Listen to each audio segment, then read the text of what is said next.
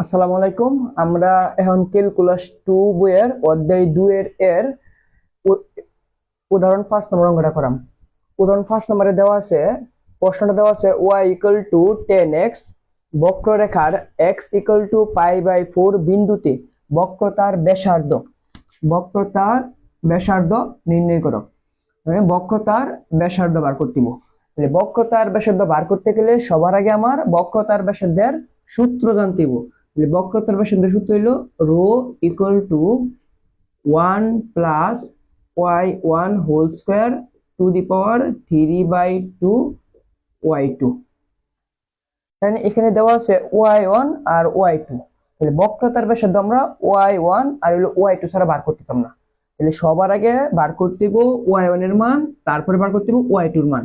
এই দুইটা বার করার পরে তারপরে গিয়ে বক্রতার ব্যাসার্ধ বার করতে দিব।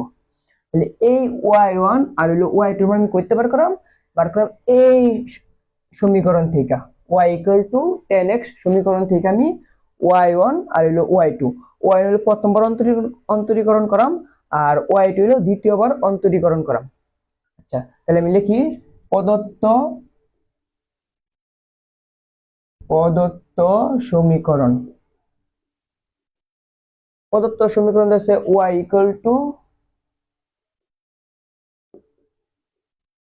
10x।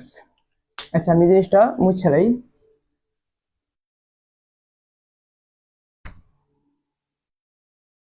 এখন এই y এর অন্তরীকরণ করতে দিব। এটা অন্তরীকরণ করে দেই। y এর যদি আমি অন্তরীকরণ করি তাহলে পাইম dy by dx, d by dx 10x বা dy বাই dx। এখন d বাই dx 10x এর এটার অন্তরীকরণ করলে আমরা পাইম sec স্কয়ার x। আমি সাইডে লিখে দিই d বাই dx, এটা অন্তরীকরণের সূত্র 10x equal to sec square x। আচ্ছা, এখন এটা আমরা 1 নং সমীকরণ দিয়ে দিই, দিল y এর মান। এখন এই 1 নং সমীকরণে আবার অন্তরীকরণ করতে দিব। এটা হলো y, এটা আমরা y1 ধরে নিই, y1। তাহলে y1 এর মান আমরা অলরেডি পেয়ে গেছি। এখন এই y1 রে আবার অন্তরীকরণ করতে দিব। আমরা আবার এটার অন্তরীকরণ করি। এটা যদি আবার অন্তরীকরণ করি তাহলে আইবো d square y dx square. dy by dx যদি অন্তরীকরণ করি তাহলে আইবো d square y dx square সমান d by dx sec square x। আচ্ছা, d square by y dx এটা লেখার দরকার নাই, তারপর লিখি, অসুবিধা নাই। এখন এটা মুছে দেই, এটার কাজ শেষ। এখন এই d by dx sec square x এর অন্তরীকরণ আইব 2 sec স্কয়ার x 10x। এটা যে কেমনে আইব আমি এটা এনে দেখাই দিতেছি। এর আগে একটা সূত্র জানতে দিব, d বাই dx। এই সূত্র আমরা সবাই জানি, ইন্টারমিডিয়েট আমরা কই রাইছি। এই পাওয়ার সামনে এসে পড়বো, তারপরে বৃত্তি x বইব, পাওয়ার থেকে 1 বিয়োগ হইব। সেম একইভাবে আমরা এখন এই কাজটা করাম। এখানে কি দেওয়া আছে d by dx sec square x। তাইলে এখানে পাওয়ার n আছিল, n সামনে আইছে, এখানে পাওয়ার হলো 2, 2 হলো সামনে আইব। এই যে 2 সামনে আইছে, 2 সামনে এসে পড়ছে। তো পরে x, x মানে হলো বৃত্তি sec x, এই দিলাম sec x। আর হলো n minus 1, n মানে হলো 2 minus 1। এখন এখন আবার sec x এর অন্তরীকরণ করতে হবে। sec স্কয়ার x করে দিছি, আবার sec x এর অন্তরীকরণ করতে হবে। আবার d বাই dx এই sec x সমান সমাধান দেই সমান 2 sec x, 2 থেকে 1 গেলে 1 আর দিতে হবে না, বাদ, into d by dx sec x।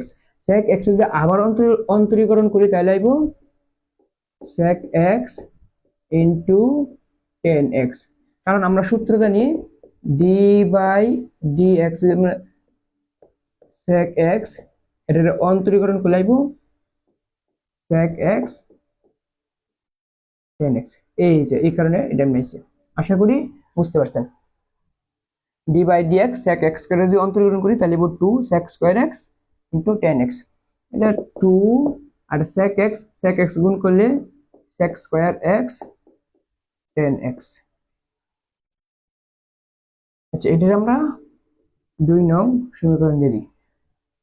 এখন দেওয়া আছে কি x equal to pi by 4। এখন x equal to pi by 4 আমি 1 নং সমীকরণে বসাই দিলাম। 1 নং সমীকরণে বসাই দিলে আমার y1 এর মান আইবো। আবার x equal to pi by 4 আমি 2 নং সমীকরণে বসাই দিলাম। 2 নং এ বসাই দিলে আমার y2 মান এসে পড়বো। আমি বসাই দিই।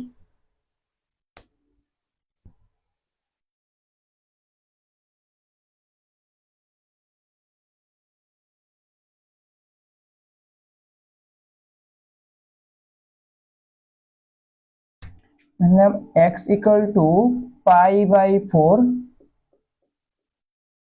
1 নং এ বসিয়ে পাই। 1 নং আসলো y1 equal to sec square x, sec x এর মান হলো pi by 4, pi by 4 sorry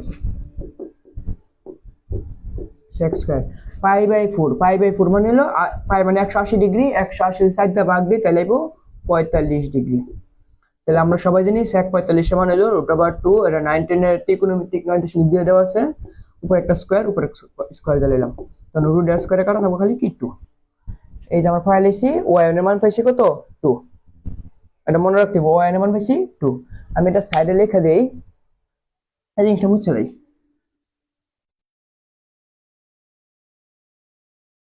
আমরা y1 এর মান পাইছি হলো 2।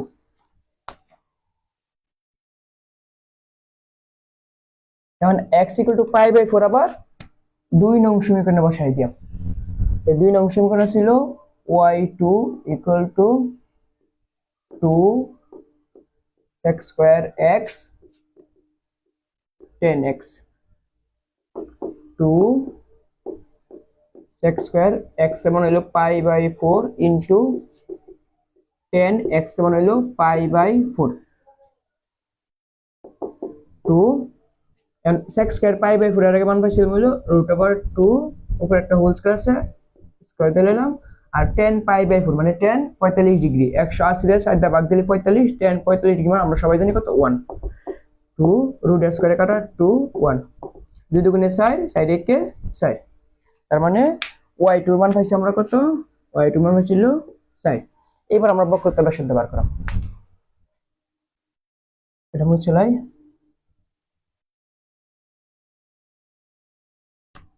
তাহলে আমরা